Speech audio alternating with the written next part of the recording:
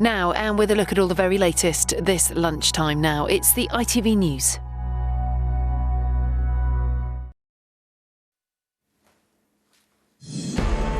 A month of war. What can NATO do next? President Biden has flown in for an emergency summit in Brussels to discuss more support for Ukraine as the Ukrainian fightback sees their navy sink a Russian warship.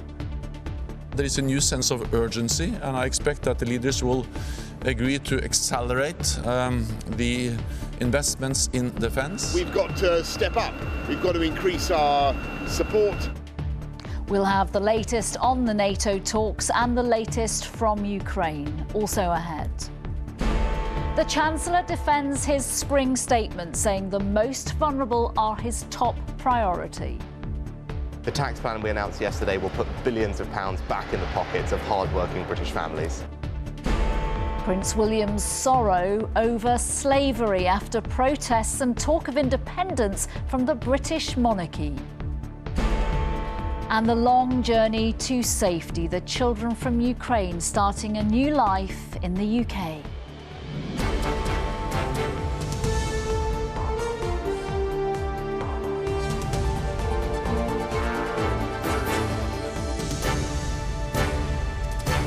This is the ITV Lunchtime News with Nina Hossain.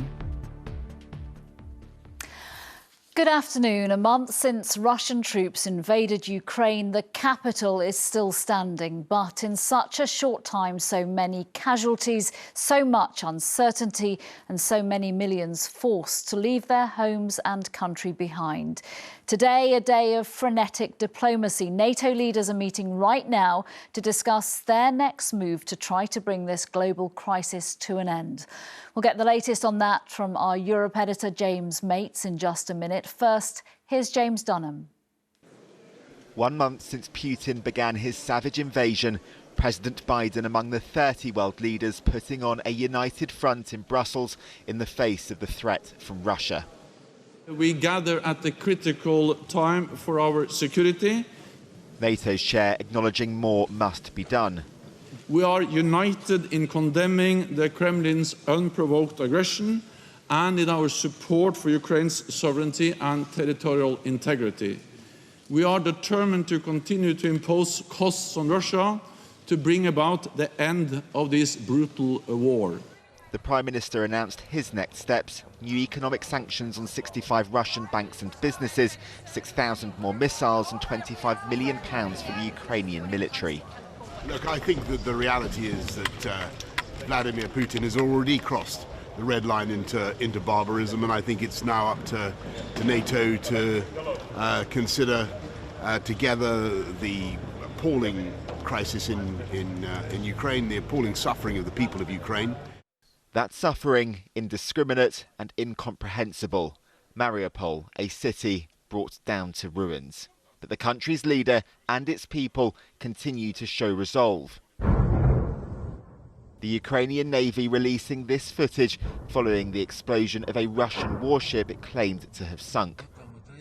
Russia started the war against freedom as it is. Overnight, President Zelensky sent this warning to the world.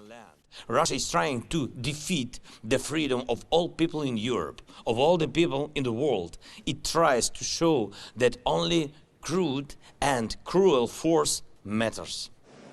Zelensky's previously criticised Western leaders for not doing enough. Discussions here aimed at resetting NATO's defence as Russia's deadly offensive on Ukraine enters its second month. James Dunham, ITV News. Our Europe editor James Mates is in Brussels. Actually, I'm just hearing that we're having trouble getting through to him at the moment. We will try for him. We'll just move on at the moment, though. A Russian journalist has been killed while filming the damage done to a shopping centre in Kiev. Oksana Bolina had been working for the independent Russian news website, The Insider, at the time. She previously worked for the Russian opposition leader Alexei Navalny's anti-corruption foundation before leaving the country. She is the fifth journalist to be killed reporting the war in Ukraine, a reminder of the dangers of bringing the world stories from the front line. Let's see if we can speak to our Europe editor, James Mates, then, who is in Brussels for us. The meeting that we've been talking about so far in the programme has just finished, James. What can you tell us about what came out of it? Exactly what they're going to be doing over the long term, we don't know yet. That's part of the discussion going on today. Well, not really anything that President Zelensky of Ukraine was asking for. He went in his address to the NATO meeting asking for 1% of NATO's planes and 1% of their tanks to be sent. He obviously knew he wasn't going to get that. NATO reaffirming that it's not going to get involved directly in this conflict, but a big press for more defensive munitions to be sent, and an absolute warning to Russia that if it goes down the chemical or even nuclear route, then the consequences will be extremely severe. Pressure too on China not to get involved by sending weapons in effectively from the other side to help Russia in its military effort there. So they're done with the NATO part of the meeting. The G7 now meets, and then they move on to the European Council, a big European summit to which President Biden, though not Boris Johnson, will be in attendance. And there the discussion is going to be very much on sanctions, on how to tighten the squeeze, tighten the vice, as Boris Johnson put it, on the Putin regime. The big issue there, of course, is their gas and their oil. Germany, the biggest user, very reluctant to block completely Russian oil and gas exports because of the impact it would have on their economy. Chancellor Scholz saying yesterday, why will we do more damage to ourselves than we would do to the Russians? There is no point in that. So that's going to be a very contentious issue, and I suspect you'll see some countries going down the road of banning those exports, but others saying we're only going to phase them out. All right, James Mates, thank you very much. Lots to look at as the day goes on then. Thank you. Here, the Chancellor has defended his spring statement after criticism he's not done enough to help households dealing with rising prices, bills and taxes. The Office of Budget Responsibility has warned living standards face their biggest fall since records began in the 1950s, with one research group, the Resolution Foundation, saying 1.3 million people will not be able to afford basic necessities next month. Rishi Sunak insisted vulnerable people are his top priority. Whilst there is uncertainty ahead and I can't protect people fully from the global challenges that we face, the tax plan we announced yesterday will put billions of pounds back in the pockets of hard-working British families. Well, he spoke to our political reporter Shihab Khan in Nottingham. He joins me now. A Chancellor very much still under pressure then. Absolutely. There's been plenty of criticism, as you say, that this spring statement hasn't particularly focused on those who are arguably dealing with the cost of living crisis more than anyone else. We, this morning, were visiting a food bank here in Nottingham, speaking to many people, some of whom are on universal credit. They're in work and they're saying that the cost of living crisis is meaning that it is very difficult for them to get by. That's why they're looking for these food parcels, simply because they pay more on their energy bills. They're concerned about their wages. They're worried about how much it's costing them just to get by. And they were saying that they don't feel as though this spring statement really targets them. Now, I put that directly to the Chancellor this morning when I spoke to him. He pointed me towards the autumn budget, where he said those on universal credit were a priority at that moment in time. That's why there were a number of measures that came in. He also pointed towards the cut in fuel duty, saying that those who are using their cars to get by will now be saving money when it comes to filling their cars up at the petrol pumps. The Resolution Foundation did some analysis on that, and they said it wasn't a significant saving, that it would approximately save families between £75 to £125 over the course of the year. It is, of course, a very difficult time. This was something that the Chancellor and other ministers that I've spoken to in the last few days have been keen to stress, that we've had a pandemic, that there is an invasion of Ukraine that's going on, and that is putting a significant stress on the cost of living. And that's why, as the Chancellor told me this morning, that he can't paint a very positive picture, and it could be difficult for many moving forward.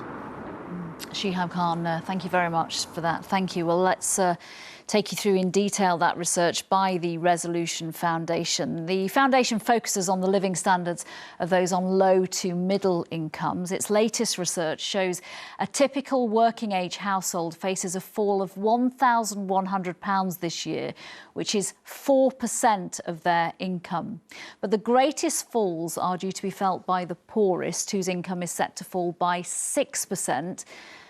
This would see a 1.3 million people fall into absolute poverty next year. Well, joining me now is the Senior Welfare Benefits Specialist, Anna Stevenson from Turn to Us, a charity that helps people living in poverty in the UK. Welcome. An extra 1.3 million people in this country not being able to afford the essentials, the basics.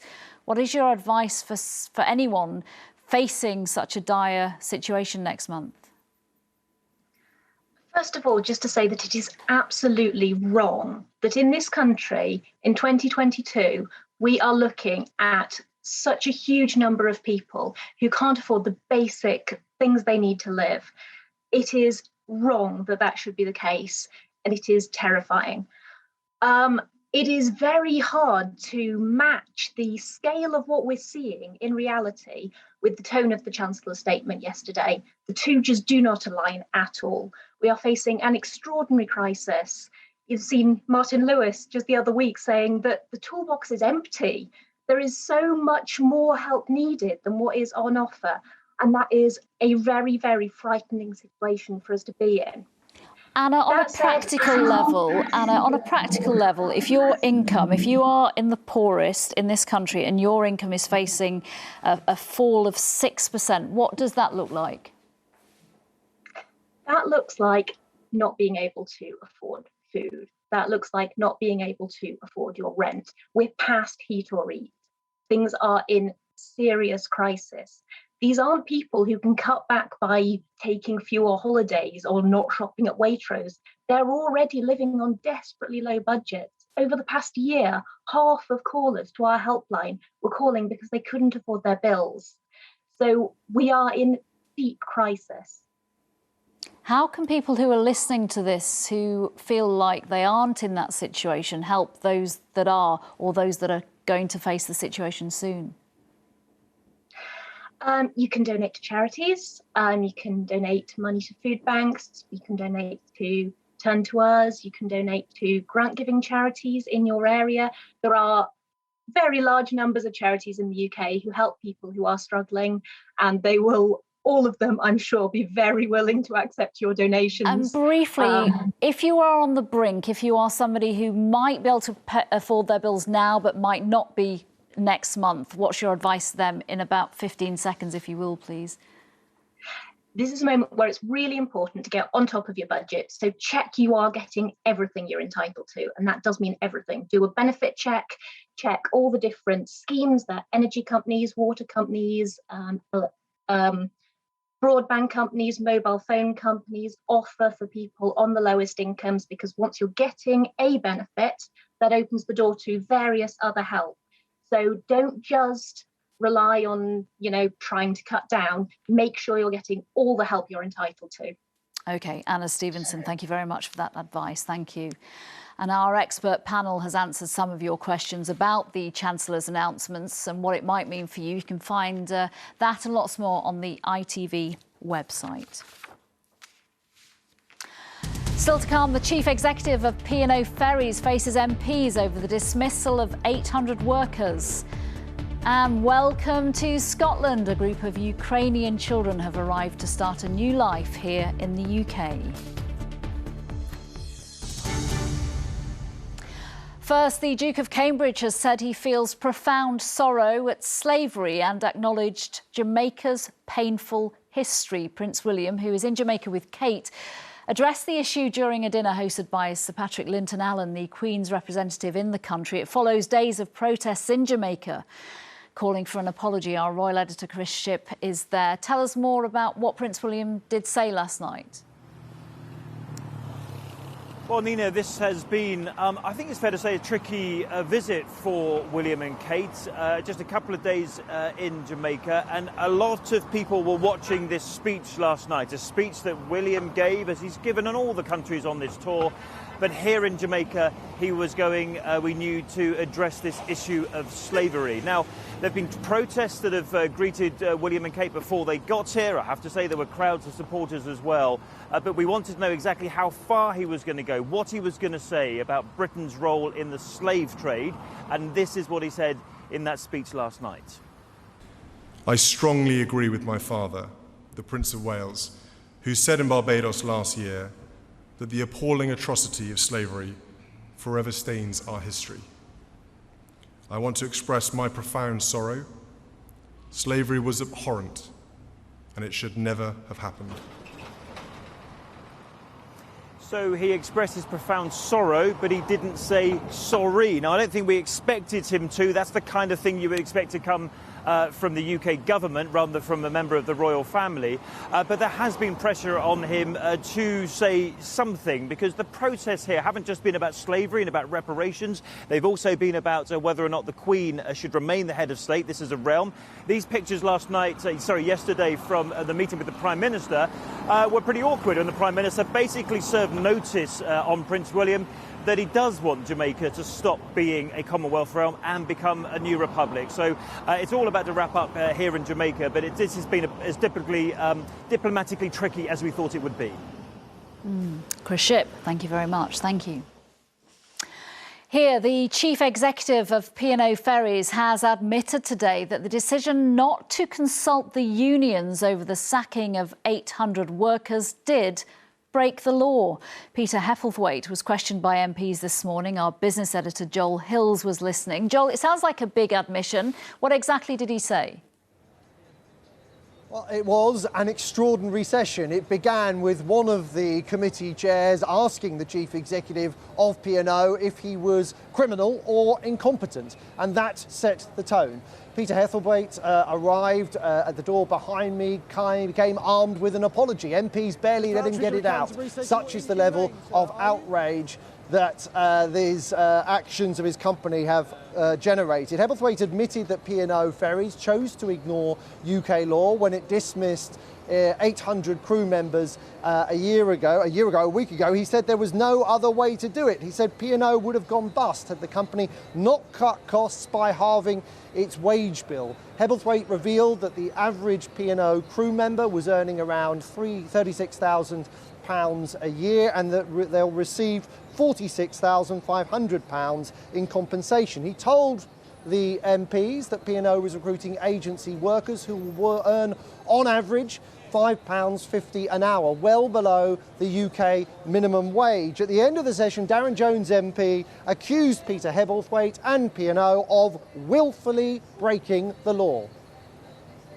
So, as I say, I completely hold our hands up, our hands up, that we did choose not to consult. That's quite amazing, isn't it? You're coming to this Parliament and putting your hands up and saying you willfully chose to break the law. Believe it? We did not believe that there was any other way to do this, and we are compensating people in full. Okay. The government plans to take legal action against P&O. It's not clear, though, that UK law applies in this case. P&O's crew were employed by companies in Jersey on contracts issued in Jersey and worked on ships that were registered in places like the Bahamas. Joel Hills, thank you. The Metropolitan Police says 2 officers who strip-searched a schoolgirl have been removed from frontline duties. The 15-year-old, known as Child Q, is suing the force. Mark McQuillan is at Scotland Yard. What's the latest on this? Well, we know these 2 Metropolitan Police officers have been taken off operational duties while an investigation by the Independent Office for Police Conduct is carried out. It follows an incident which happened at the end of 2020 and has caused widespread outrage. A 15-year-old black girl known as Child Q, to protect her identity, was strip-searched by female Met Police officers while she was at school in Hackney, and it happened without another adult there at the time. And while she was on her period, she had been wrongly suspected of carrying cannabis. Now, this has all had a profound effect on the girl involved. She said in a previous written statement that she cannot go a single day without wanting to scream, shout, cry, or just give up. Now, Scotland Yard has apologised for all of this, saying the incident should never have happened. London's mayor, meanwhile, has called for stronger punishment to be considered. This is just another example of the Met Police Service falling below the standards we expect from them. The investigation by City and Hackney Safeguarding Board found that racism likely played a part in the decision to conduct the strip search, which has been extremely traumatic for the child and her family. I've written to the police watchdog, the IRPC, asking them to confirm if this case will be considered as gross misconduct rather than misconduct. Now, a damning safeguarding review has already been carried out into this, and it concluded that the strip search should never have happened and it was unjustified. Meanwhile, the IOPC has said it has completed its inquiries and its report is being finalised. Many will be awaiting its conclusions with interest. Mark, thank you. Just a month ago, 52 children, many of whom were orphans, were living in the Ukrainian city of Dnipro, unaware how drastically their lives were about to change. They fled the fighting and flew into London last night before heading to Scotland to start a new life. Here's Sharon Thomas. The smile that says, happy to be here. They touched down at Heathrow just before 8 o'clock last night to start a new chapter, nearly 2,000 miles away from their war-torn homeland. 52 Ukrainian orphanage children, the youngest just 2, finally boarded a flight out of Warsaw last night, Union flags carrying the promise of a new adventure. The pilot clearly delighted to be carrying such precious cargo. Nobody minded the airport queues before the group and their carers left Poland after days of delays for legal paperwork. Fleeing the war was finally happening for those left with so little. Yeah, we got them. Stephen Carr helps run a charity set up by Hibs Football Club supporters. After the team played Dnipro in 2005, he was on last night's flight. A huge relief, ecstatic that they're here.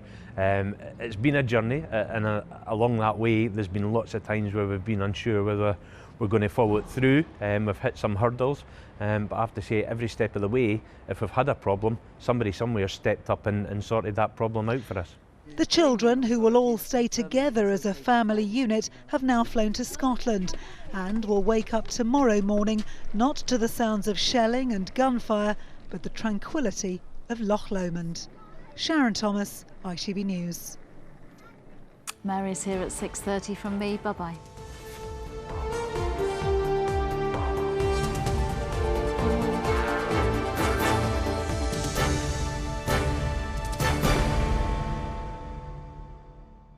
Today we'll